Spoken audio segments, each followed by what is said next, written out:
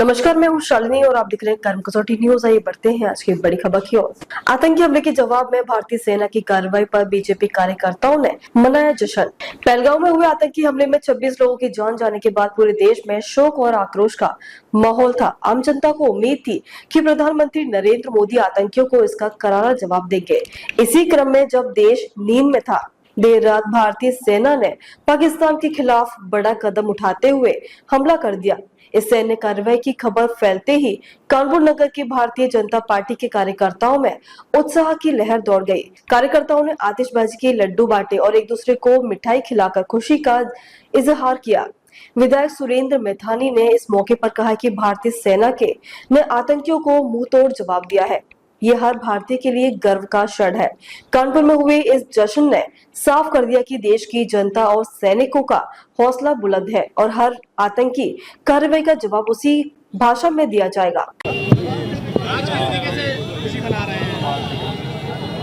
आज से 15 दिन पहले जो कायरों ने आतंकी घटनाएं की थी, हमारे सशक्त नेतृत्व ने जिनका सिंदूर उजाला था, आज ऑपरेशन सिंदूर करके उनकी भरपाई तो नहीं हो पाई, न कभी हो पाएगी, लेकिन करारा जवाब देने में हमारी भारतीय सेना निश्चित तौर पे आज सफल रही है।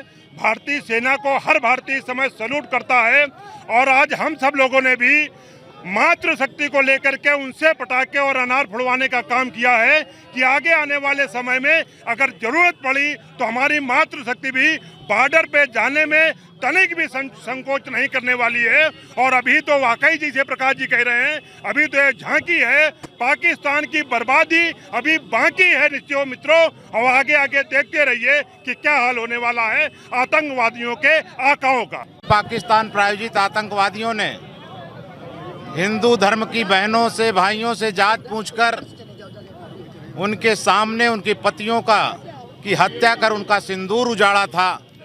मोदी जी ने कहा था कि उनकी कल्पना से परे उनको जवाब दिया जाएगा और आतंकवादियों ने 22 तारीख को कहा था उन बहनों से कि जाके मोदी को बता देना, और 7 मई को मोदी जी ने उनको बता दिया कि उनके 9 आतंकवादी ठिकानों को, जहां से उनको प्रशिक्षण दिया जाता था, संरक्षण दिया जाता था, उस नाभि को जैसे रावण की नाभि में था जिससे वो जीवन उनका चलता था, उसी तरह उसके केंद्र बिंदु उनके मदरसे, उनके अड्डों को नष्ट करके मोदी जी ने, भारतीय सेना ने उनको जवाब दिया है। और ये आज की घटना झांकी है, अभी पाकिस्तान की बर्बादी बाकी है। कौन धक्का लगा?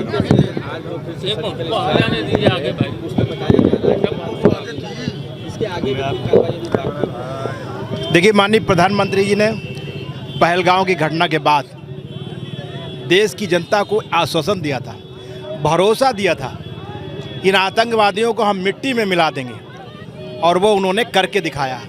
आज हमारी भारतीय सेनाओं ने आतंकवादियों के 9 अड्डों को तबाह कर दिया।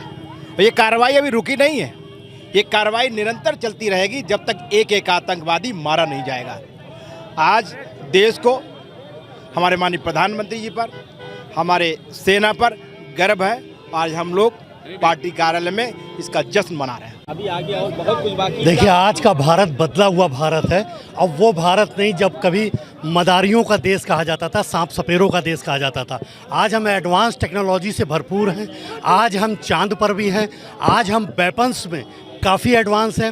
राफेल जैसे बड़े बड़े इंस्ट्रूमेंट्स हमारे पास हैं। और पाकिस्तान के इस अटैक पर जो भारत ने करके दिखाया है, आतंकवादी हर हाल में मरना चाहिए, उसका खात्मा होना चाहिए। और मोदी जी का वो संकल्प जो मोदी जी ने पूरा किया है, एक भी नागरिक हताहत नहीं हुआ, एक भी धार्मिक स्थल हताहत नहीं हुआ, और जो आतंकवादी हैं वो मरे हैं और रोते हुए पाकिस्तान की चैनलों में दिखाई दे रहे हैं।